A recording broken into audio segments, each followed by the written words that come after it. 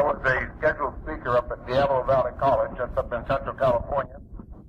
I showed up on time, and a group of students got together, half a dozen, perhaps as many as 10, calling themselves blacks. A group of administrators got together, perhaps 2 of them, calling themselves blacks. A group of faculty members got together, 1 or 2, calling themselves blacks, and prevented me from speaking on the grounds that I was a Negro. There is a profound difference between the 2 terms. Briefly, those who use and understand the term blacks, those who actually understand the term, know that it means that you subscribe to a separate state ideology, which is the objective of the whole civil rights movement. The Negro, of course, that term has been downgraded to mean something that's slave-like, a person who accepts white supremacy and everything else, whereas the ones calling themselves blacks are supposed to be stately and manly and noble warriors of some sort. Well, I get my licks in, too. I was speaking up in Central Washington, and I was speaking before a Black Students Union. As a matter of fact, I've spoken before an awful lot of Black Students Unions. They thought I was easy pickings, someone to beat up on. Well, at this particular union, I was describing the conspiracy that was using Negroes and causing the riots. And this one fellow got up, of course they all call themselves blacks, these Black Students Union guys, they, and I'm supposed to be a Negro. Well, one guy got up and he says, "You said there's a conspiracy using Negroes." And I said, "Why, surely." He said, "Well, why is it then, with all the black intellectuals, and the black lawyers, and the black doctors, and the black PhDs, and the black educators, and all of the black intellectuals all around, why is it that you're the only black?" And then he stopped and said, "You're not even a black, you're a Negro." And everybody laughed at me. Why is it that you, a Negro, you're the only one who can see this problem out of all these black intellectuals? So I said to him, "Well, I hate to tell you this, but I'm smarter than the rest of them." So I get my licks in on them too, sometimes. Well, in order to understand the civil rights movement, we have to understand what it is. Let me say specifically that one lie has been put out consistently, and that lie is simply that the civil rights movement has been infiltrated by communists and, of course, socialists. Let me tell you right now that that is a lie. If you assume or if you believe the civil rights movement has been infiltrated by communists, you have just swallowed the Communist Party's line that the civil rights movement itself was a Negro movement. It is not a Negro movement. The civil rights movement itself, the whole thing was completely invented by communists for communist purposes. That is, communists and socialists. It has nothing at all to do with Negroes, except that Negroes happen to be the vehicle. That I will demonstrate tonight. Of the organizations I named tonight, only 1 or 2 or so can claim to be Negro organizations, and even these organizations, as I named them, it'll turn out are not Negro organizations, not at all. Not interested in Negroes, not one bit. There are a great many organizations, like I said. As I name them off, you'll understand exactly what I'm talking about. Now, in order to understand the civil rights movement, we have to understand what it is. Stated briefly, the civil rights movement is an instrument of the communist conspiracy. It is exactly that. It was designed to use the Negro people and their honest grievances to condition the American people to accept socialism as the only solution to the race question. This is what the civil rights movement is all about. It is designed, I'll emphasize that again, it was a movement designed to use the Negro people and their honest grievances to condition, in the Pavlovian, the psychological sense, to condition the American people to accept socialism as the only solution to the race question. Now, in order to understand how these guys operate, or what the movement is, we first have to understand how the communists themselves operate. Let's take a look at communism itself. Now, the communists, that is the Soviets, have never conquered anybody by military might. Yet 3/4 of the Earth's population, that's 3 out of 4 people, live right now under communism. And an increasing number every day are under some form of socialist or communist domination. We are next on the list in their takeover, and if we go, the rest of the free world goes with us, and I mean goes in a hurry. England goes by telephone. France collapses the day before. They're weak-kneed. South Africa is a mopping up operation. As a matter of fact, they're heavily under the influence of the socialists right now. The rest of the free world will fall to communism in just a matter of days. Now, from our own studies, let me tell you specifically that we have between 20 and 36 months left before a takeover. You can believe either figure, but it is certainly not more than that. If the present trend continues, we will be living under socialism between 20 and 36 months from now, and communism follows socialism like night follows day. We are in trouble. I mean, in deep trouble. Now, to understand this particular problem, let's take a look at Czechoslovakia. The communists had never invaded anybody. That is, they never conquered anybody by military might. Yet, 3 out of 4 people now live under communism. Well, in Czechoslovakia, you couldn't convince anybody that it was going to happen. In January 1948, the Czechoslovakian people could go where they wanted to go, have meetings just like we're having today, discuss what was going on, talk about the infiltration in government, talk about the possible solution to the problem. They could do anything they wanted to do, and you could not convince them that there was going to be a communist takeover. Yet Czechoslovakia now lives under communism. The Czechoslovakians are in slavery just as surely as if the communists, if the Russians had invaded with 100 divisions and 1 million tanks. Well, how do the communists operate? Obviously, they operate from within. They conquer nations from within. There are 3 basic methods that they use. They are using all 3 in this country. When we understand the methods that they use, we will understand exactly how the civil rights movement fits in. And believe me, it is an instrument of their policy. There are 3 basic methods. The first method they use is the one that they used in Czechoslovakia. In Czechoslovakia, the Communist Party was disguised as just another political party. The Communist Party is not a political party. It is not. As a matter of fact, recently announced figures indicated that the Communist Party had around the world 46 million members. 46 million. It is not a political party. Well, it was disguised in Czechoslovakia as just another political party. They had enough of themselves, their dupes, their stooges, their allies, their sympathizers, and weak-kneed idealists, and just plain fools elected the government until February 1948 when they had a plurality in government. When that happened, they had a peaceful coup d'etat.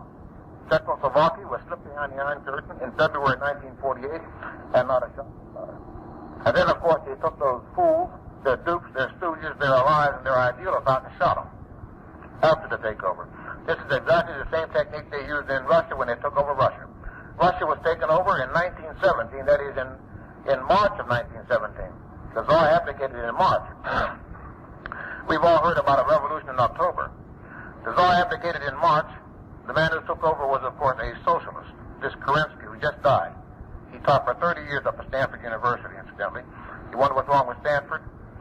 Well, they know. He just died here a couple of 3 weeks ago. Well, this Kerensky, the first thing he did was turn loose all the criminals. This is why they want to abolish the death penalty here, of course, because the criminals then be put in prison as political prisoners, and then when the socialists take over, they open up the prisons and let the criminals out to butcher up the people. This is what Kerensky did. Joseph Stalin, of course, was one of these political prisoners living in Siberia. He was in exile. Well, when Kerensky got in, of course, that was a signal for the communists to come in. Leon Trotsky shipped out of New York City with the first government of Russia, and I mean with the first government. It was sent out of this country. Leon Trotsky and $20 million and 495 guys. That was the first government of Russia. Lenin was in Switzerland. He came in, of course, and then Stalin came out of Siberia. In October, the communists took over, of course. Communism follows socialism like night follows day. Well, that's the first method. That is, taking over from within, disguising the party as a political party, getting enough of themselves elected to office, changing the government to socialism, and then introducing the violence to bring about a communist dictatorship. This is the first method. The second method they use is the one you're most familiar with.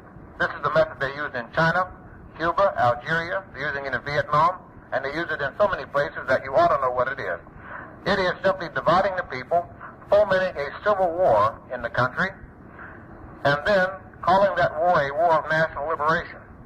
In Algeria, you're familiar with that.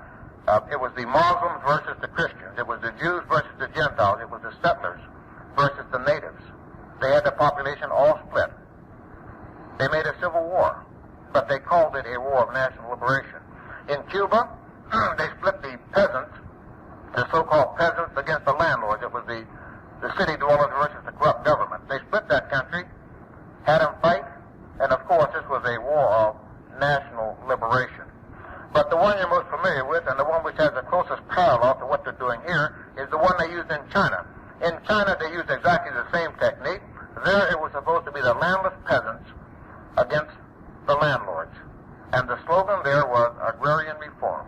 And that slogan is an exact parallel, and I do mean an exact parallel, to the slogan of civil rights that they're using in this country to make trouble all across it. Well, they will use a civil war in this country, which they call a war of national liberation, which they are now even calling that. As a matter of fact, certain of these people calling themselves blacks are talking about a war of national liberation, a liberation movement, the Black Revolution. They know what they're doing. Well, they'll use that if they have to. But they only introduce this kind of war if they have to have it. But they may not need it in this country. Now, I'll repeat that. They may not need it. And the reason they may not need it is because the measures that the government is supposed to take to curb this civil war, this incipient war of national liberation, those measures are designed to install a police state in America. That is the establishment of a dictatorship. They may not have to have it, but they've got it ready in case they need it, and you better believe it. They've got the guys out there shooting each other right now. They're killing the Negroes in the South and in many places. As a matter of fact, if you want to check out a very shocking statistic, go to one of the large cities and check out over the past 2 or 3 years exactly how many Negro teenagers have been butchered to make the teenagers support this movement. That's what these gangs are all about. Anyway, that's the second method. That is this civil war, which they call a war of national liberation. That is what they call the civil rights movement. Now, for the third method, and to understand how they actually are operating here, they're using those two methods here, but there is a third method, which is much, much more important to them. Let me read here directly for an analysis of that from the Blue Book of the John Birch Society, and then I want to read a 10-step program which was spelled out in this Blue Book in 1958, which was the communist program being implemented in and through our government. As I read this 10-step program, and you realize what's already taken place, ask yourself what you were doing in 1958 when this man here was trying to tell you what was going on. And I mean exactly that. But there is a third method, which is far more in accordance with Lenin's long-range strategy. It is one which they are clearly relying on most heavily. And this is taking us over by a process so gradual and insidious that Soviet rule is slipped over so far on the American people before they ever realize it's happening, that they can no longer resist the communist conspiracy as free citizens, but can resist the communist tyranny only by themselves becoming conspirators against established government. The process in that direction is going on right now, gradually but surely, and with ever increasing spread and speed. A part of that plan, of course, is to induce the gradual surrender of American sovereignty, piece by piece and step by step, to various international organizations, of which the United Nations is the outstanding, but far from the only example, while the communists are simultaneously and equally gradually getting complete working control of such organizations. Both sets of steps, which were short and insidious at first, are now being steadily increased in both length and brazenness, until one day we shall gradually realize that we are already just a part of a worldwide government ruled by the Kremlin, with the police state features of that government rapidly closing in on us. Now, to digress here for a moment, let me say that if the Genocide Treaty is ratified, we will have surrendered our judicial system to the United Nations. You take a little bit of sovereignty, one bit at a time, and put it in the United Nations, these international organizations, just a little bit at a time. Our judicial system will be dependent on the UN. We will no longer have any laws. None. I mean, none. This is an attempt on the part of this administration, the Nixon administration, to surrender through the United Nations our whole court system to some kind of world party ruled by communists. This genocide convention was held in 1948. W.E.B. Du Bois and a bunch of communists over there in Sweden drew that thing up. Anyway, to continue here, but another part of that plan is the conversion of the United States into a socialist nation, quite similar to Russia itself in its economy and political outlook, before police state enforcement is ever introduced. The best way to explain the aim here is simply to quote the directive under which some of the very largest American foundations have been secretly but visibly working for years. This directive is so to change the economic and political structure of the United States that it can be comfortably merged with Soviet Russia. That's the idea. To change our political structure a little bit at a time, and to change our economic structure a little bit at a time until we have socialism here, and then merge the United States with Soviet Russia. And of course, the mergers take place through the United Nations. As far as the police state enforcement is concerned, it's already been proposed by men in our government that a UN peacekeeping force be eventually stationed in America. And of course, no Americans would be in the peacekeeping force because, you know, that's nationalism. You'd have Mongolians and them potato-headed Russians, people out of the Congo, all kind of savages running around the streets here enforcing United Nations law in America. That's already been proposed by this administration. Well, now, that's their process to convert us into a socialist state. The Civil Rights Movement is an instrument that they're using for that purpose. One of the instruments. They have many, many instruments. Now, here's a 10-step program which was outlined in 1958 by Robert Welch in the Blue Book of the John Birch Society. I'll take it directly from the Blue Book. As I read this 10-step program, again, I want you to think why it was that our national leaders called this man a fanatic, a right-wing extremist, a Nazi, a fascist, anti-Semite, a racist, you name it. If it had a bad smell, they called him it.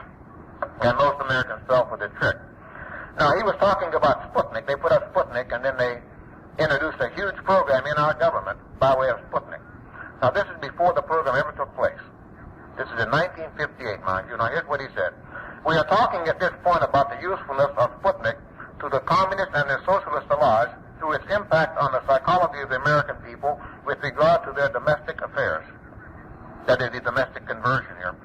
This, in my opinion, was the most important ultimate effect of Sputnik, as planned by the Soviets and is now gradually being realized by them. Here are the communist aims for the United States, to be achieved, they hope, through the leftward momentum of attitude induced by Sputnik and all of its auxiliary propaganda. 1. Greatly expanded government spending for missiles, for so-called defense generally, for foreign aid, for every conceivable means of getting rid of ever larger sum of American money as wastefully as possible. 2. Higher and then much higher taxes. 3. An increasingly unbalanced budget despite the higher taxes. 4. Wild inflation of our currency, leading rapidly towards its ultimate repudiation. 5. Government controls of prices, wages, and materials, supposedly to combat inflation. 6. Greatly increased socialistic controls over every operation of our economy and every activity of our daily lives. This is to be accompanied, naturally and automatically, by a correspondingly huge increase in the size of our bureaucracy and in both the cost and reach of our domestic government. 7. Far more centralization of power in Washington and the practical elimination of our state lines. There is a many-faceted drive at work to have our state lines eventually mean no more within the nation than our county lines do now within the states. 8. The steady advance of federal aid to and control over our educational system, leading to complete federalization of our public education. 9. A constant hammering into the American consciousness of the horror of modern warfare, the beauties and the absolute necessity of peace. Peace always on communist terms, of course. And 10. The consequent willingness of the American people to allow the steps of appeasement by our government, which amount to a piecemeal surrender of the rest of the free world and of the United States itself to the Kremlin-ruled tyranny. Now, ladies and gentlemen, you cannot draw a much more accurate picture of what is happening in and to our country today than that foreshadowing which was drawn 12 years ago. The actual use of ration cards and the formal price and wage controls have not yet been imposed upon us. They are being held up until the war becomes large enough to serve as an excuse. Both psychological and physical preparations have already been made, and it will not be long now before you will have the pleasure of begging some bureaucrat for coupons with which to buy gasoline for your car. As for the other steps, I think it's rather obvious what they've done along these lines. Now, as far as the school system is concerned, of course, this is what Karl Marx taught in the Communist Manifesto.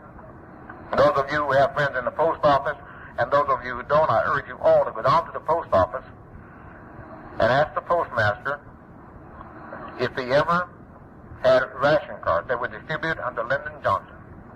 I mean that.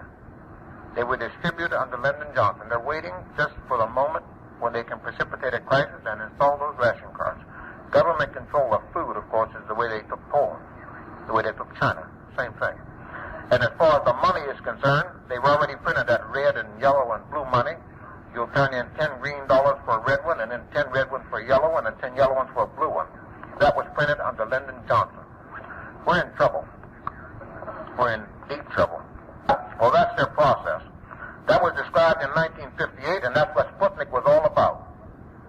To pretend that they were going to protect the Americans from the Russians, you know. But at the same time, what they were doing here was converting the United States domestically into a socialist state. We're almost there. We don't want it, frankly. The civil rights movement is a movement designed by communists and socialists to use the Negro people and their honest grievances to condition the American people, in the Pavlovian psychological sense, to condition the American people to accept socialism, which is what the communists call their systems, to accept socialism as the only solution to the race question. This is what it's about. Now let's begin the civil rights movement in exactly the same way the socialists began it. Let's go back to the turn of the century, before the turn of the century, as a matter of fact. Let's go back to the time when segregation was a fact of life, social ostracism was a way of life, and the Jim Crow laws were going up all across the country. At that time, the Negro had two directions he could go in. One, he could follow Booker T. Washington, who at that time was the unquestioned leader of the Negro people.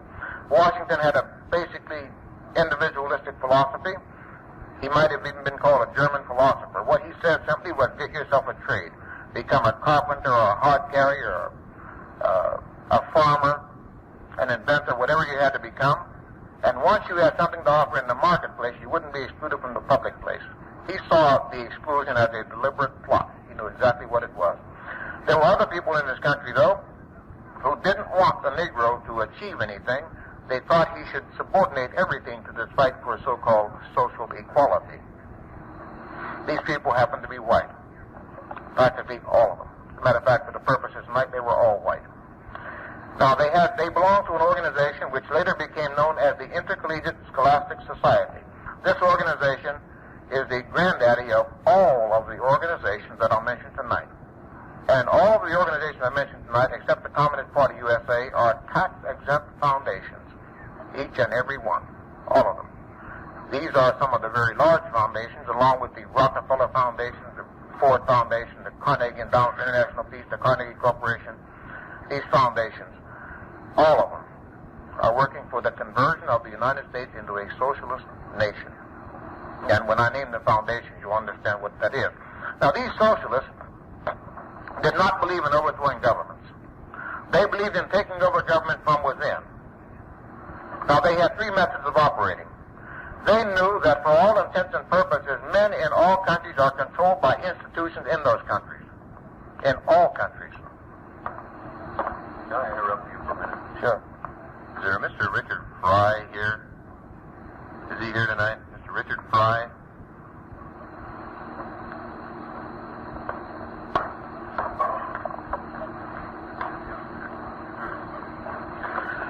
Well, these socialists did not believe in overthrowing governments. They knew that for all intents and purposes, men in all countries are controlled by institutions in those countries. You are controlled by churches, by schools, by civic organizations, by social organizations, and by the by the smallest unit, of course, the family itself. The family is an institution. They believed in taking over institutions. They had three methods of operating. One, if there was an institution in the country which they couldn't take over, they would destroy it and build their own institution on the ashes. Two, if there was an institution and they could take it over, they would simply pretend to be interested in the goals of that institution, infiltrate it, get themselves higher and higher, push themselves higher and higher into that organization, pull their buddies in and go higher and higher until they finally had control of it. And when they had control of it, of course, it would become an instrument of socialism. The third method, of course, was that if there was no institution or organization to suit their purpose, they would simply invent one. Now, for this discussion tonight, the first organization invented by these socialists, which is a part of the civil rights movement, of course, was invented in 1900. It was called the National Federation of Christian Churches. It was bankrolled by Andrew Carnegie, who himself was a very, very wealthy man. In 1905, they changed the name of this organization to the Federal Council of Churches. Some of you might remember that organization. It was a thoroughly communist organization.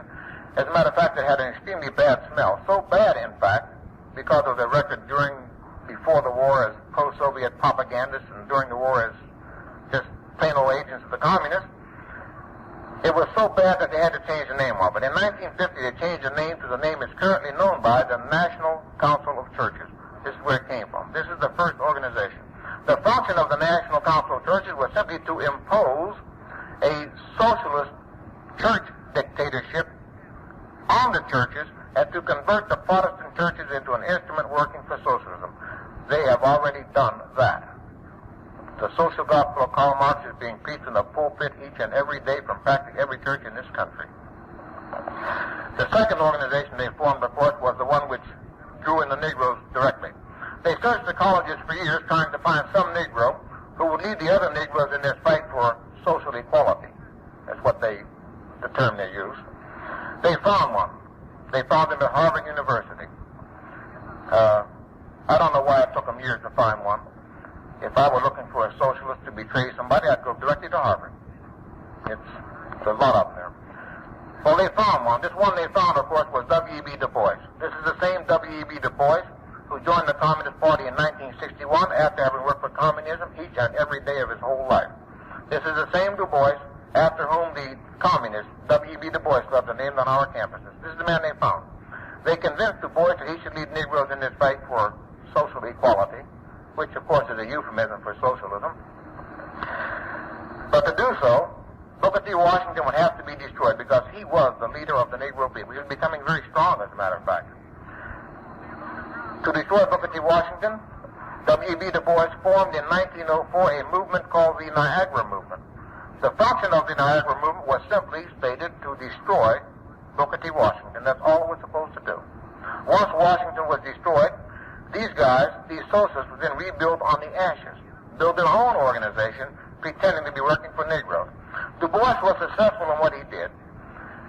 Took him 5 years. And by 1909, the Negro people in this country were utterly without leaders. And I mean exactly that. And the socialists were ready to go into action. In 1909, they formed their first front, which they called a Negro Front. They formed it and called it the National Association for the Advancement of Colored People, the NAACP. That same year, they formed a second organization, which was called the National Urban League. The Urban League, of course, was designed to pick up the pieces of Booker T. Washington movement in case it had some merits to it.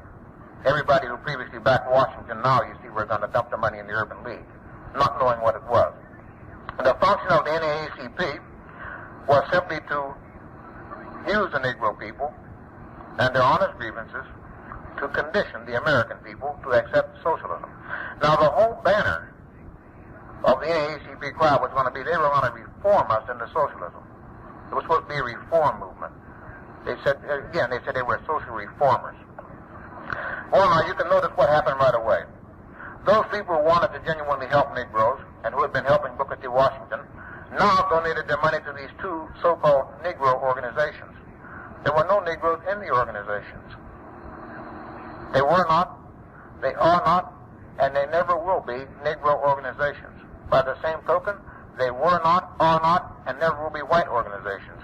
They are two socialist organizations working for socialism. They're going to enslave us all. black and white.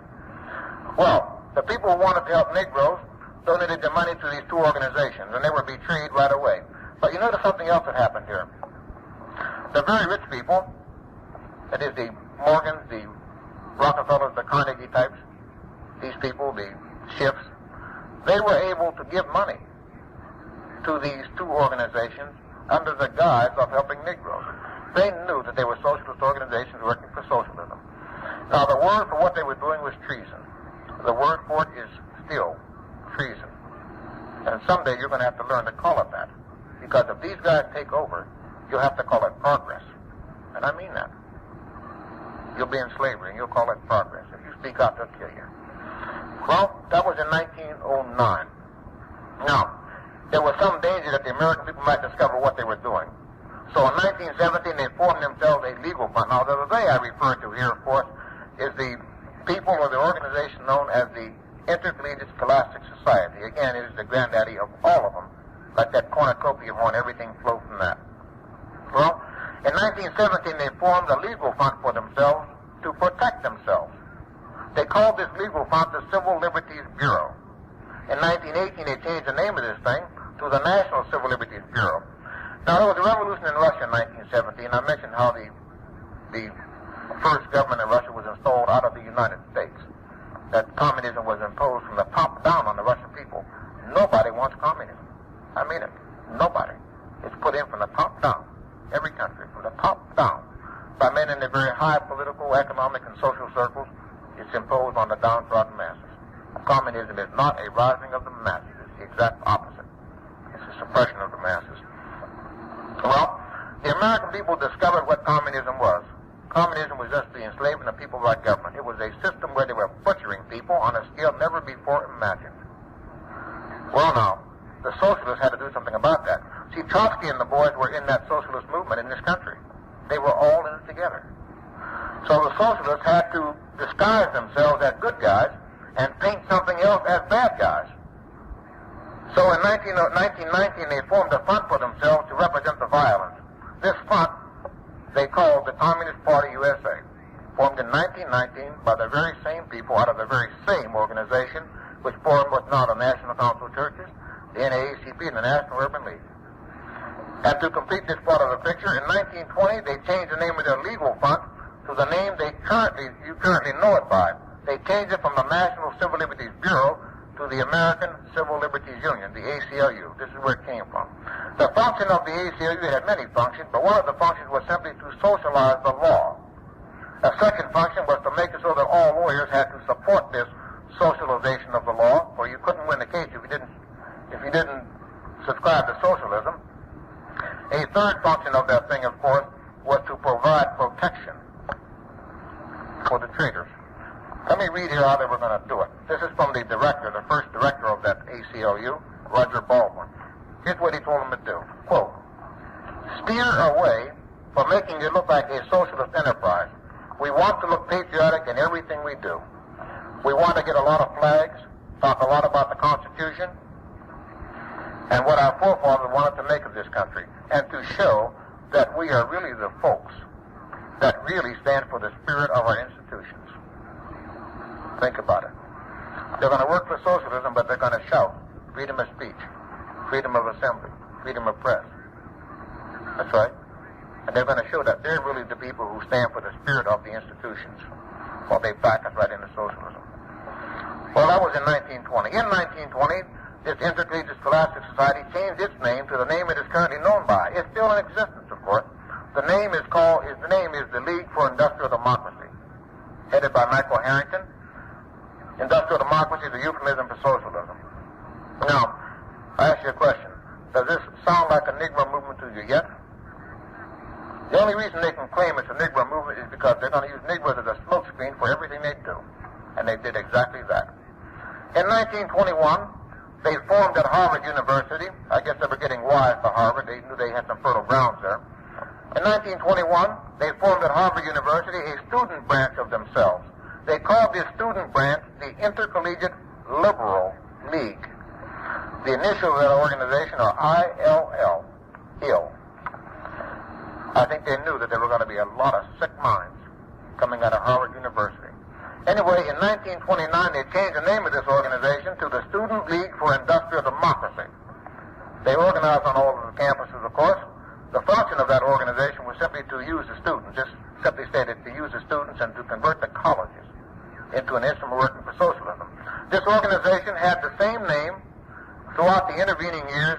It went through some changes, but it had basically the same name, was part of the same organization, up until 1962, when Thomas Hayden changed the name to the name it is currently known by. Anybody want to take a guess at it? Student for a Democratic Society. Formed way back in 1921. Formed by the same people out of the same organization which formed the National Council of Churches, National Urban League, NAACP, the Communist Party USA, and the ACLU.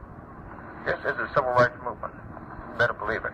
Now, what I'm describing here, of course, is what the Germans described, or what was described in Nazi Germany.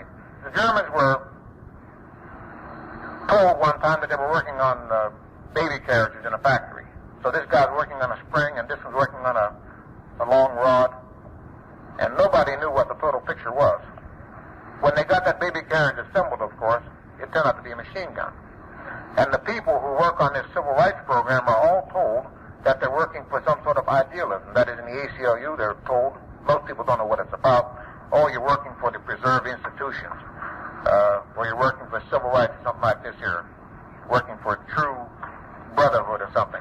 But in reality, each one of them is working for some little bit of socialism. Let me read here again from the Blue Book of what we have to realize. The first thing we must realize is that there is no easy formula possible, nor brilliant scheme devisable for beating the communists. Communism is not like a poison to which you simply find the antidote. Its present power and extensiveness has not been created by some grand formula that swept the world, but by the sum total, by integration in the mathematical sense of an almost infinite number of details done well from the communist point of view. There has been brilliant control and central authority, there has been brilliant control and coordination by central authority of the efforts of millions of men who have been brought by one means or another to dedicate themselves, body and soul, to separate, tiny pieces of the job. And I mean that, to separate, tiny pieces. Lenin said it, communism must be built with non-communist hands. So you want guys to get in thinking they're working for one thing, when in reality they're building communism. They simply don't know what they're doing. Well, now, to continue this part of the story, Hungary was taken over at about the same time Russia was taken over. The guy who took it over was Bela Kun, of course. Bela Kun was the most murderous regime that the world had ever known up to that time. Now, this Bela Kun had introduced terrorism in Hungary on a scale never before envisioned. Now, what they did, basically, was they had some trains which they called murder trains. They would simply load the train with troops, drive into a village. The troops would get out and kill everybody. Very simple. And go to the next village. Get out and kill everybody. That's what they were doing. That's exactly what they were doing over there. The man who was leading that, who was in charge of that butchery, was Joseph Pagani. Joseph Stalin sent this Joseph Pagani to this country in 1922 with an assignment. His assignment was simply to draw up a blueprint for using the Negro people as cannon fodder in a revolution. That's all it was. He did that. He was well qualified for the job. He was a butcher. He wrote this little book here called American Negro Problems. This is his thesis. Now, the thesis of this whole book, which is the backbone of what we now call the Civil Rights Movement, the thesis of this book is that the Negro is not a racial minority in America. That's the thesis. If he's not a racial minority, what is he? Well, you see, he's supposed to be a national minority. The Germans are a national minority. They come from Germany. The Italians are a national minority. They come from Italy. Same with the English, Irish, French, Japanese, Chinese. So the Negro is a national minority. Now, they wanted the revolution here. So, of course, they rejected Africa. Negro didn't come from Africa, you see. The idea is that the Negro in this country constitutes a colony living in the body of the United States. Let me read it here to you. The Black Belt of the South. That's where the plantation used to be. Most Negroes lived in the South at that time. The Black Belt of the South constitutes virtually a colony within the body of the United States of America. And then they describe, of course, as an oppressed colony. Now, if you're a captive nation or an oppressed colony, what must you do? You got to liberate yourself. So Joseph Pagani drew up a plan for that. The slogan they're going to use is called the slogan of self-determination as they themselves defined it. Right here, the slogan of self-determination.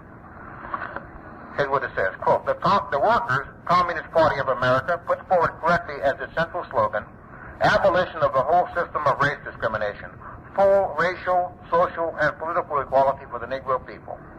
Let me emphasize that that is the central slogan of the Communist Party. Translated into common terms, they're going to shout racial equality, social equality, and political equality. And they're going to hook in idealists to support it. This is the idea. Racial equality sounds good. You can get lots of people to support that. Social equality sounds good. You get lots of idealists who support that. Communism must be built with non-communist hands. And they're going to suck in the non-communists with this thing. Now, when Martin Luther King advanced this racial, social, and political equality, he didn't tell anybody that he was advancing the central slogan of the Communist Party. He didn't tell anybody. I'm sure he knew. I am certain that he knew. He was not a communist. Don't get me wrong. When Sophie Carmack would call for this racial, social, and political equality, the press called it black power. It's not black power, it's red power. Right here, as they themselves defined it. Now let me clear up a few definitions for you. The communists use a word called peace. Harry Truman came back from overseas and he was shocked and he said, the communists don't mean the same thing by peace that we mean. Joseph Stalin said it. He said, peace means world communism, period. Peace to the communists is a situation where there is no resistance to communism. When Eugene McCarthy and George McGovern and those guys tell you they're working for peace, they certainly are. They're doing everything they can to break down all resistance in this country to communism. That's what they're doing. They are working for communism. They know exactly what they're doing. Peace to the communists is a situation where there is no resistance to communism. Now, they use a word called liberation. You and I think of liberation in terms of, let's say, Czechoslovakia or Poland or something like that. Those are captive people. We know it. Right? All right? Russia was liberated by Lenin, Trotsky, and Stalin. That's what they say. Mao Zedong came to liberate the Chinese. Ben Bella came to liberate the Algerians. Fidel Castro liberated the Cubans. Liberation to the communists means the imposing of a communist dictatorship on the so-called liberated people. And I mean exactly that. Just imposing a dictatorship on the people. Of course, they're calling for liberation here, you see. They use a word called freedom. I think it's quite clear that behind the Iron Curtain and bamboo and whatever kind of curtains they got, they refer to those people as the free peoples of the world. By freedom, they mean slavery. That's all. And, of course, the communists themselves have no restrictions placed on what they do. They themselves are totally free to do whatever they want. Less than 2% of the people belong to the Communist Party in Russia. It's fewer than that in China. And the rest of the people are in slavery in those countries. Nobody wants communism. Now, to continue here with this program they have going, remember, they're going to divide the people or play on an existing division and bring about this war of national liberation, which is called a civil rights movement. Now, here's what they call it. Quote, as the national liberation movement grows, the Negro proletariat will play an increasing role in it and will struggle for the hegemony over it. The thing was all white at first. It was all socialist, of course, but I emphasize the white as opposed to Negro. As it grows, they're going to turn it over or force the Negro into accepting it. It's going to become racist in nature. That's all it means. That's all. The communists are going to run it openly until they get enough Negroes sucked in there, and then they're going to turn it over to them. That's all they mean by that. Now, to continue here, to emphasize what they mean by these terms, they say it would be a major mistake to believe that there can be any other revolution in imperialist America in the country of the most powerful, most centralized, and concentrated industry than a proletarian revolution. In other words, they want a revolution to overthrow the whole government, to enslave all of the American people, not part of them. And they're very realistic. They know that the Negroes, even if everybody got a gun and shot everybody they could, couldn't establish a dictatorship here. They're very practical people. So they call for a proletarian revolution. Now, the people calling themselves blacks, the ones who subscribe to this separate state stuff, are the ones who prevented me from speaking. A black is supposed to be a citizen of the Republic of South Africa. This is the separate constitutions. They declared their independence of the United States. They declared war on the United States in 1967 in Detroit. They did. I'm supposed to be, of course, a traitor to the race. This is why I was prevented from speaking by those administrators up at that college. They know exactly what they're doing. And a proletarian, the word actually means the child bearers. That's all. Of course, they regard everybody as child bearers, as cattle. But it has a deeper meaning, which came from ancient Rome. In Rome, the patricians, of course, were the ruling class. And whenever a patrician fell, he fell right into the gutter. They fell morally. Not so much financially, but morally. They became degenerates. Now, these sons and daughters of the fallen patricians, of course, were called proletarians because they were in the gutter with the slime, with the worst filth on earth. That word simply meant the mean, the vile, and the vulgar. That's all. Now, if you wonder why it is that Life magazine and Time and Look and Newsweek and McCarthy and McGovern and all these CBS and NBC, if you wonder why they are glorifying to hippies and the hippies and all that scum in the streets, it's because they are creating a proletariat. They're creating a union of the mean, the vile, and the vulgar. That's all it is. And I emphasize that. It's the mean, the vile, and the vulgar. It's filth. Well, this is the program to use the Negroes. The basic idea here is that the Negroes are not a racial minority, they're a national minority. The movement itself is going to be disguised as an idealistic movement with moderate leaders and modest goals. And it's going to be gradually transformed into a violent movement by the resistance of an implacable white enemy. This is the idea behind the movement. Now, in 1935, two communists, one Negro and one white, wrote this little book. This book is entitled The Negroes in a Soviet America. Emphasize the last word, America, a Soviet America. They want all of the United States. And Negroes are merely the vehicle for this particular part of their program. This book is divided into two parts. Now remember I said that the Communist Party itself was formed in 1919 for purposes of deception. All right? Now the socialists are supposed to reform us into socialism. They believe in taking over from within. So how do you differentiate between communists and socialists? Well, you have to have pretense. All right? So the communists pretend that the only way you can do it is by violence. This book is divided into two parts. The first half of the book tells why you can't reform America into socialism. You know, it's just dialectics, that's all. It says, well, you can't really reform them because, you know, you'll be betrayed and all that stuff, you know. Reform won't work. You have to have violence, a revolution. This is the second half of the book here. It's right in the middle, as a matter of fact. It's called The Negro and Revolution. And they spell out exactly what they're going to do. They say they're going to have two revolutions in one. One is going to be a revolution of the Negro people as an oppressed nation, which is the headline here, the rebellion of an oppressed nation. This is by way of the Civil Rights Movement, this War of National Liberation. And the second one is going to be this proletarian revolution, that is, this revolution of the mean, the vile, and the vulgar. You wonder what the hippies are out there for? You wonder how they got them out there? That's them. Better believe it, that's them. That's their movement. Well, this book has many interesting sections in here. And here, of course, is a combination of the two revolutions where they get the so-called liberation movement amongst Negroes going, get this liberation movement amongst whites going, you know, all these hippies and yippies and FDSers. And then you bring those people together and have this grand finale, you dynamite buildings, shoot police and everything, and overthrow the government. It's laid out right here. It's their strategy. Well, in this book there's a section which calls, of course, for the establishment of the separate states, the establishment of land banks in the South. It's very important because they're doing that right now. But the last sentence, then they say that the only way you can realize social equality in this section right here is with socialism. And the last sentence in the book tells the story of the whole movement. And I'll quote it. Quote, join the Communist Party. Help create the powerful great vanguard which is leading the masses toward socialism. Socialism. Socialism is what the communists call their systems. Socialism. Now, the best way to understand it is to look at it from a point of view of a guy who's a victim of it.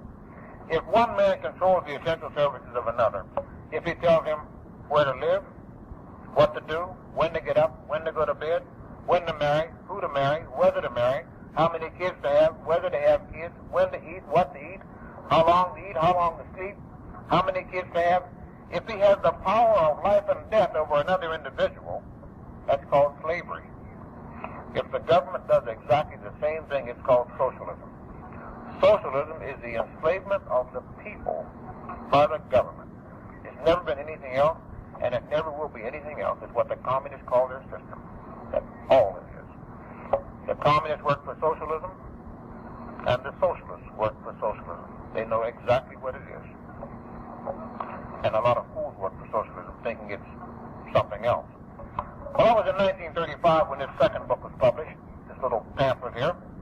It's the backbone of the thing. Now, this is what the generals follow. This is the total strategy. These are the tactics. They talk about agitation, and they're going to create black studies in this book, incidentally. They're going to find heroes, Denmark Vesey and Nat Turner and the likes, you know. And you wonder why they're being glorified. They're glorifying these so-called revolutionary heroes. This is the reason why. It's spelled out in this book right here, written in 1935. Well, the whole revolution was supposed to take place in the South, which is where most of the Negroes live. This was supposed to be the oppressed colony. So in 1938, the Communist Party went to the South to prepare for this coming revolution. They formed a regional branch of themselves, which they called the Southern Conference on Human Welfare. Now, this organization, as I said, was just the regional branch of the Communist Party. It was exposed as being a thoroughly, totally communist organization, so they walked outside, of course, erased the name off the door, changed the letterhead, and changed the name. They called themselves the Southern Conference Educational Fund. Now, some of you might be familiar with this organization because this is the one which trained Martin Luther King at the Highlander Folk School at Montego, Tennessee. This is the organization, the regional branch of the Communist Party. This is the same organization, of course, which directs all, and I say all, of these so-called civil rights activities in the South. This is the organization which supplied the staff and formed the Southern Christian Leadership Conference. It is now headed by, of course, Fred Shuttlesworth, Reverend Fred Shuttlesworth, this regional branch of the Communist Party. It controls all, and I say all, I mean all, activities of these so-called civil writers in the South right now, in every organization. Well, in 1938, the Carnegie Corporation sent over to Sweden. The Carnegie Corporation, of course, working for socialism. They sent to Sweden, brought to this country a man whose name was Gunnar Myrdal. Myrdal was given an assignment. He was a Swedish socialist. He was given an assignment. His assignment was simply to take all of the writings by these socialists, written over the past 30 or 40 years, and communists, condense them down into one volume, and to sell this package of racial equality to the American people. That's all he was supposed to do. Sell it so they would think it was idealism. Myrdal published the book. He had the help of 60 scholars, socialist scholars. He published the book in 1942. He called the book An American Dilemma. This is the book that was used by Earl Warren and the Supreme Court in 1954 to launch the desegregation decision there. This was the book. That was the first decision in the whole history of English jurisprudence that was not based on law. That decision was based on that book. That book accomplished the long-range goal of the ACLU. It socialized the law. It also launched this whole war of national liberation, communism, and civil rights movement. This is where they kicked the doors open. Got fight for integration first, then gradually changed that. This was the plot. Well, when Robert Welch in 1960 or so put out an impeach Earl Warren sign and told the American people to impeach Earl Warren, he was trying to tell you, take a look at what that court is doing. They're stripping away our laws. They're converting our country into a socialist state. They're wrecking the place. But the American people wouldn't listen. Well, one day you're going to wish you had listened. And I mean that. If we don't stop this thing, you're going to be in a concentration camp, and you're not going to know how you got there. And I mean within 5 years. I mean exactly that. Well, now, that was in 1942 when Myrdal published the book. Now, to get this agitation going for racial equality, the communists and socialists got together and formed an organization designed to rally the Negroes and get them in the street under this banner of racial equality. They formed this organization in 1942. They called it the Congress of Racial Equality, CORE. The head of that thing, James Farmer, and the of course, you're familiar with. James Farmer is now the Undersecretary of Health, Education, and Welfare, which shows that the socialists rise high in government. I mean high. Felix Frankfurter, of course, was one of the more revolting characters in that ACLU at its founding and all. But we'll get a little more about that thing later. It's a very treacherous thing here. Well, the second man in that Congress of Racial Equality was Bayard Rustin. Bayard Rustin is the man who organized the March on Washington. He is known as Mr. March. He's the guy who organized it. Not Martin Luther King. Bayard Rustin did it. Bayard Rustin is also one of the most notorious sex perverts in the country. And to show you how high these guys rise in office, Bayard Rustin is now on the Board of Trustees at Notre Dame University. Put there by Father Hesburgh, of course, who also is a civil writer. I feel sorry for the Irish up there. Well, that was core. Does it sound like a Negro movement to you yet? It's supposed to be a Negro movement, you understand? You know, race. Anybody opposed to it is anti-Negro. Racist. Understand? That's the key word here. Well, now, the socialists and communists also had a plan to convert the Congress itself, because the Congress is an institution. They already controlled the executive branch. Franklin Roosevelt was totally under the control of communists. I mean that. Just totally. They had their minions. They already got control of the Supreme Court now, but they made plans to control the Congress itself. Now, mind you, the idea here was to take over from within, to get themselves higher and higher and higher in government, and then to have the socialism come from government. Socialism is the enslavement of the people by government. By government. So, of course, if you can get in there and do it from the inside, you're in good shape. Well, they formed in 1940 an organization called the Union for Democratic Action. Again, I think the function of it was simply to convert the Congress, to get themselves elected higher and higher in government, and convert the Congress itself into an instrument working for socialism. Well, this was a thoroughly communist organization. It was exposed as being that, so they walked outside, of course, for the presto change-o. They walked outside, erased the name off the door, called the delegates back, and renamed themselves. Anybody guess what the name is? Yeah, the Americans for Democratic Action, the ADA. Now,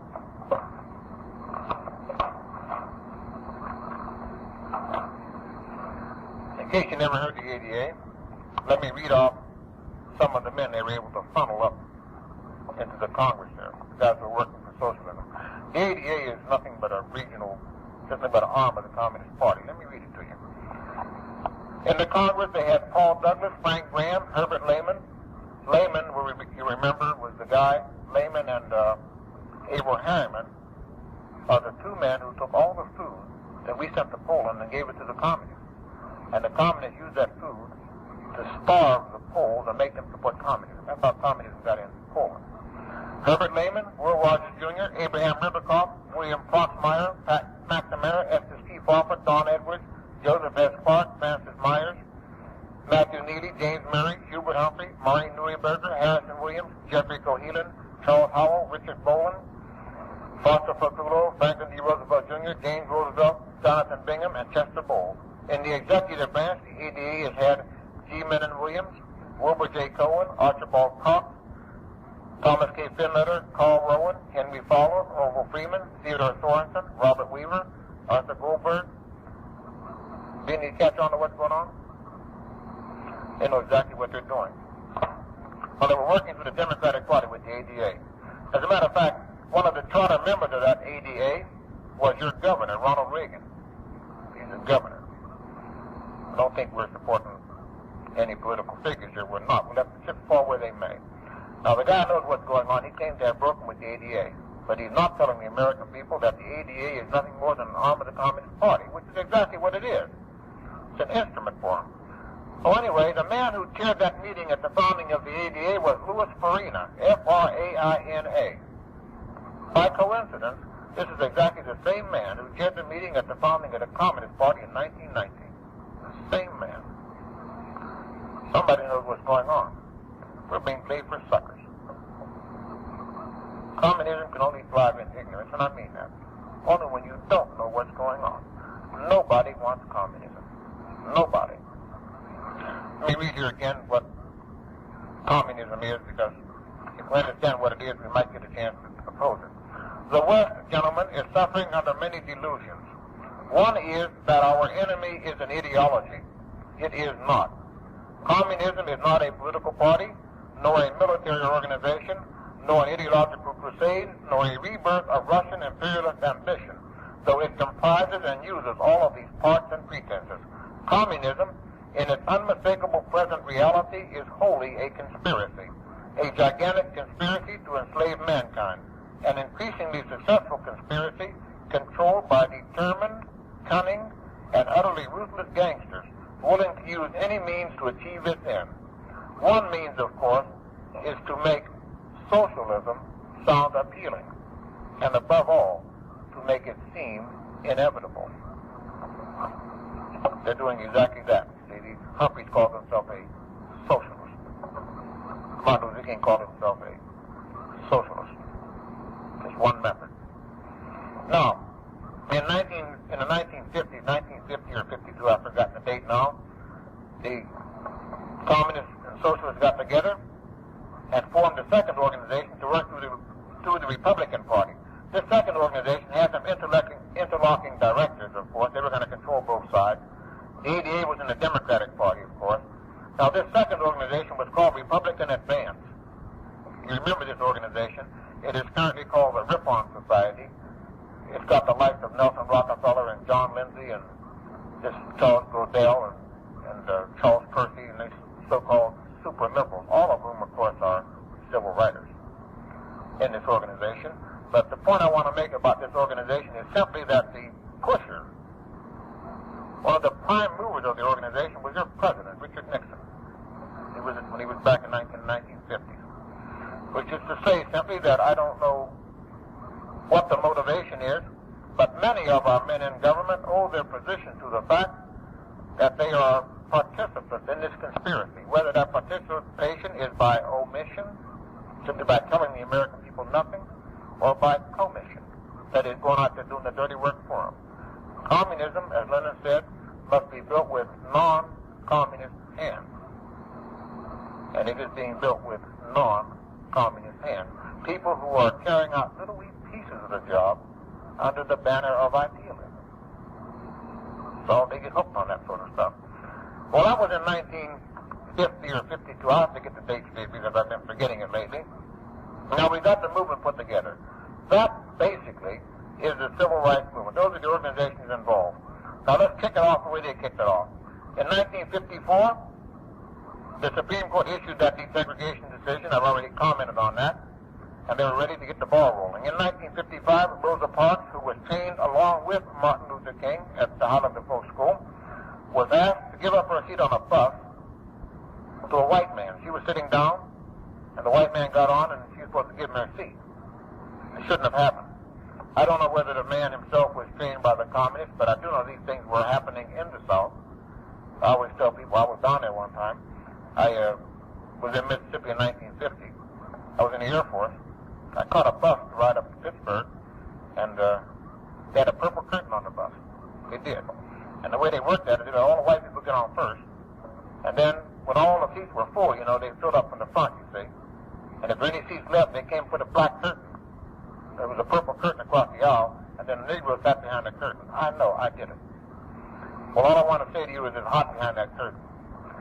And on the lighter side here, we take over. We're going to let you ride on the back of the bus. Well, these things were happening in the country, you see. But the whole idea here is to use the Negro people and their honest grievances to condition the American people to accept socialism. This is the idea of the whole thing. Not interested in Negroes, not interested in white people, only to use them as a vehicle. That's the idea. Well, now, once Rosa Parks got going, the Montgomery bus boycott started, of course, and this catapulted Martin Luther King into fame.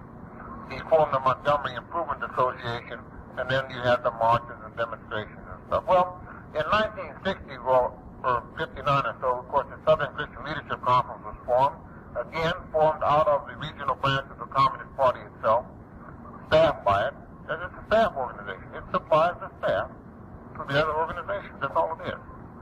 Well, to get the movement rolling here, in 1960, the sit-in demonstration In the fall of 1960, Martin Luther King organized the activist arm of the Southern Christian Leadership Conference. This activist arm was called SNCC, the Student Nonviolent Coordinating Committee. And its job, of course, was just to coordinate the activities of students. That's all. Well, SNCC produced Sophie Carmichael, Julian Bond, and who's the other guy? James Foreman, and a lot of other guys, as a matter of fact. Well, now, in 1963, the terrorist arm, the political terrorist arm, and I mean the terrorist arm, of the Southern Christian Leadership Conference was formed. Now, nobody wants communism, and Negroes aren't part of this civil rights movement or this so-called war of national liberation. There is no desire, there never was any desire on the part of Negroes to be a separate state. So they have to be terrorized into supporting it. This is what Mandela did in Algeria. This is what Castro did in Cuba. This is what Ho Chi Minh did. This is what Mao Zedong did. This is their technique. So the Negroes have to be terrorized into supporting this thing. In 1963, the terrorist arm of Martin Luther King's Southern Christian Leadership Conference was formed. It was formed in Long County, Alabama. It was called the Long County, Alabama Freedom Democrats. A second organization was formed in Mississippi called the Mississippi Freedom Democrats. Now, in 1964, the Democratic Convention was disrupted by these people. You remember that? Big demonstration there, the Freedom Democrats. Well, you may not remember it too well. I urge you all to go back and sort of look it up. But you remember that the Democratic Convention, they had a great big flag marching up and down the aisle. On the bottom of the flag, there was a thing which said, "Move on over," or "We'll move on over you." But what you remember about the flag mostly is that to symbolize what they were, they had a great big Black Panther on the flag. The Black Panthers are the terrorist arm of Martin Luther King's Southern Christian Leadership Conference. Now, for purposes of deception, and I mean purely for purposes of deception, 3 years later, and 2,000 miles away in Oakland, California, Huey Newton and Bobby Seale formed what is known as the Black Panther Party. Our attention was drawn to California when they invaded the State Building. Everybody said, "Who are these new guys?" And, of course, the press said, "It's the Black Panther Party." Yeah, it's to draw our attention away from what's taking place in the South. I say purely for purposes of deception. I mean exactly that. Just deception. Communism is imposed by deception, trickery, lies, deceit, terrorism, and everything else. It's a conspiracy.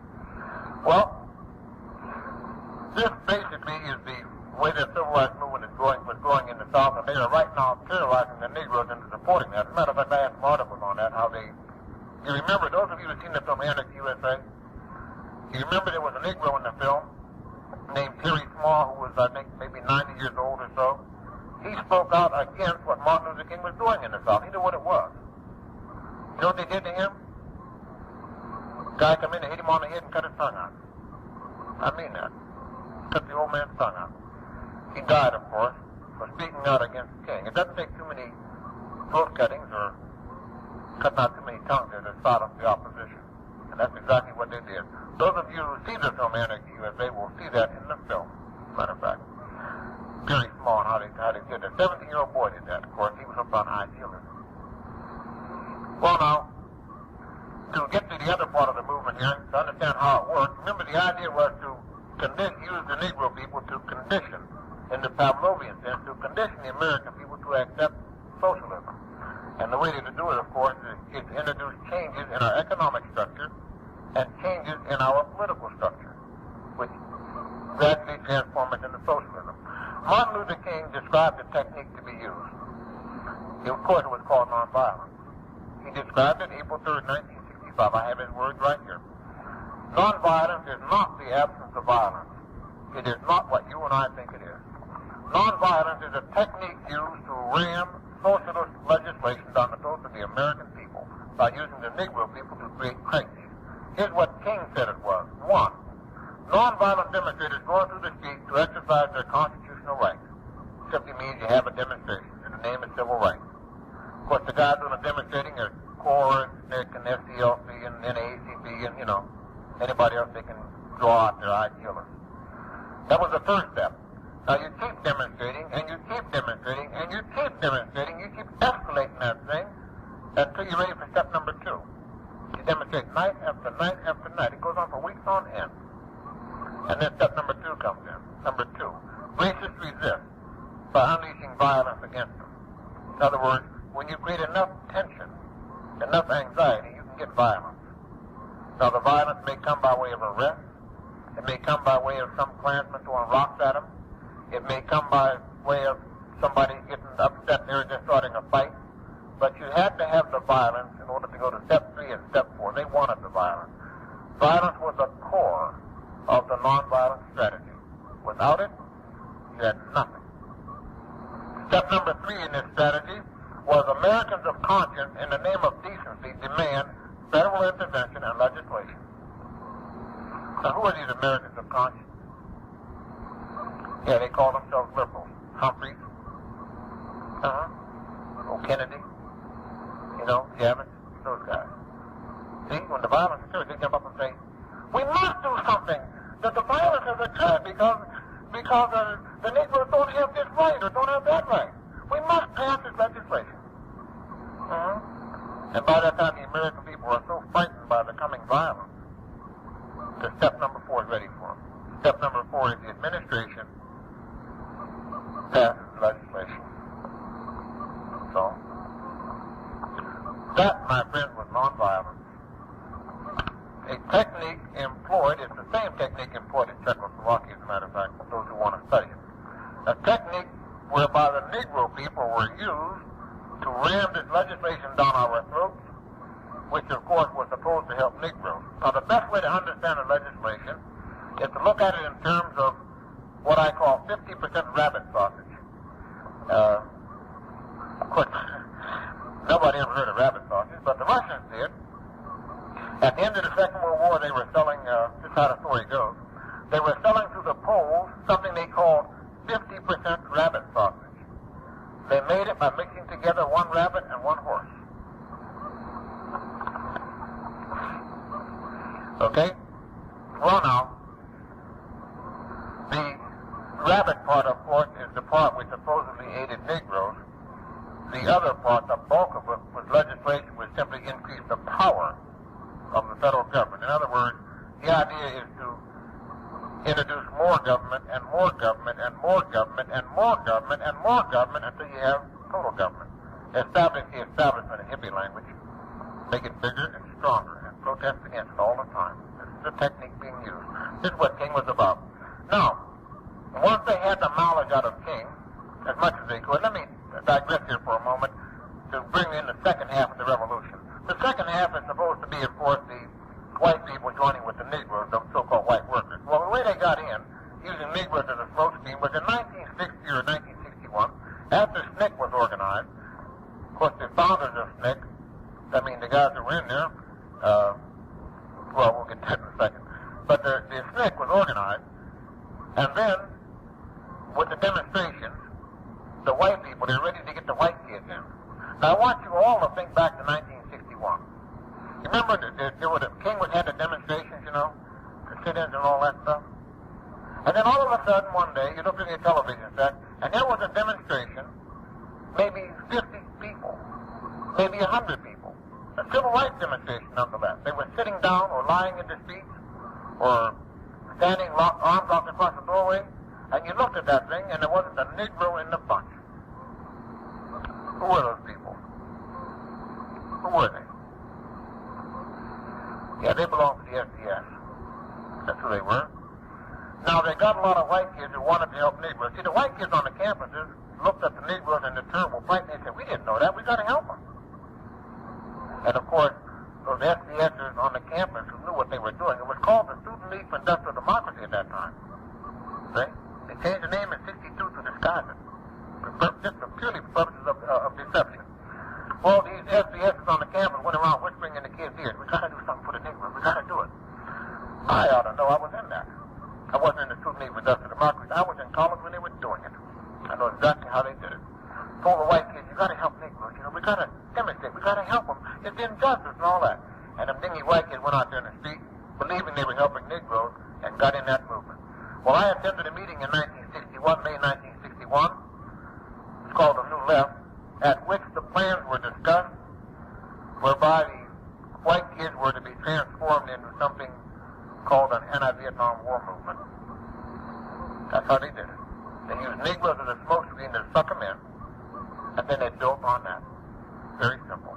This is how they built the second half of the revolution, which is what they got going in your speech right now. Well, now, to go back to the civil rights movement itself, after they got the mileage out of King, they got as much as they possibly could. The King's effectiveness, of course, was waning. They were ready then to turn the movement itself toward violence. Remember, the idea of the movement is to make it like an idealistic movement, and then to pretend that it's transformed into violence by white racism. White racism came in April 1968 in the form of a bullet. Hit Martin Luther King, of course. When King died, of course, after he got on TV and said nonviolence is dead. King was assassinated, in my opinion, to serve communist purpose by the very communist influences and people that he worked with and for. The idea, one, was to give the Negroes a martyr. And all these blacks running around the country. Remember Martin Luther King? He gave his life for you. He didn't give his life for me. He didn't give it for anybody else in this room either. Now, but of course they say that's what he did. Now, secondly, they had all the legislation they needed except one piece. The one piece of legislation they had to have was control of everybody's property. King was working on that at the time. When he was assassinated, you remember Jacob Javits, actually not Javits, but Abraham Ribicoff and Emanuel Feller got on television. I remember seeing them, and they said, Martin Luther King gave his life. He worked his life for this people, and all of that beating heart stuff, And then they said, we must pass this legislation. If we don't pass this legislation, we're not honoring this man's memory. He'll have died in vain. And of course, anybody who didn't vote for the legislation was automatically a racist and an assassin. And the Congress passed the legislation which gave the federal government control of everybody's property. I mean exactly that. It is waiting to clamp it on. After they got the laws on the books, they just wait. This is part of the takeover. The idea is to transform us domestically into a socialist state. The laws are on the books. We've been had.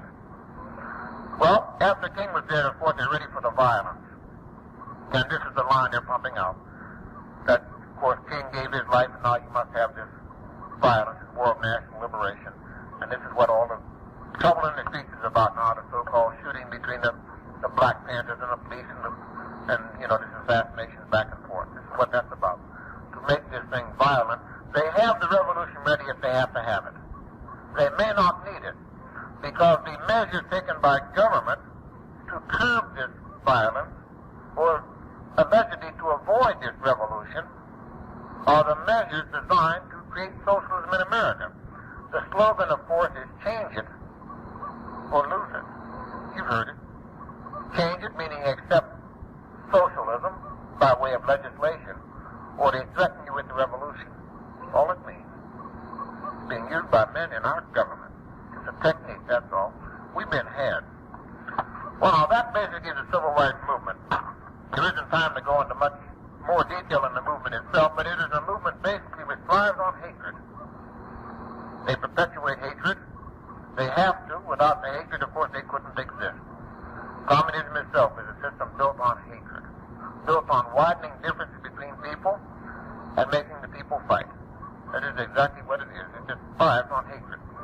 And we are next in line. I repeat again that we have between 20 and 36 months left if the present trend continues, if we don't stop it. And we had better get out and stop it before we ourselves are taken over by socialists, of course, and then you get the violence in which they establish a dictatorship. This is the way it works. Between 20 and 36 months, and we better do something about that. Well, to close here, I described the system of hatred which will be imposed. If the communists come to power by hatred, they will stay in power by hatred, by keeping the people fighting amongst themselves so they can never fight the guys up there. That's the way they operate. James Russell Lowell said, in his often quoted line, once to every man and nation comes the moment to decide in the strife of truth with falsehood for the good or evil side. Actually, that decision must be faced frequently, not just once by every man and nation, but there is a great variance in the relative importance or the permanent impact of such decisions.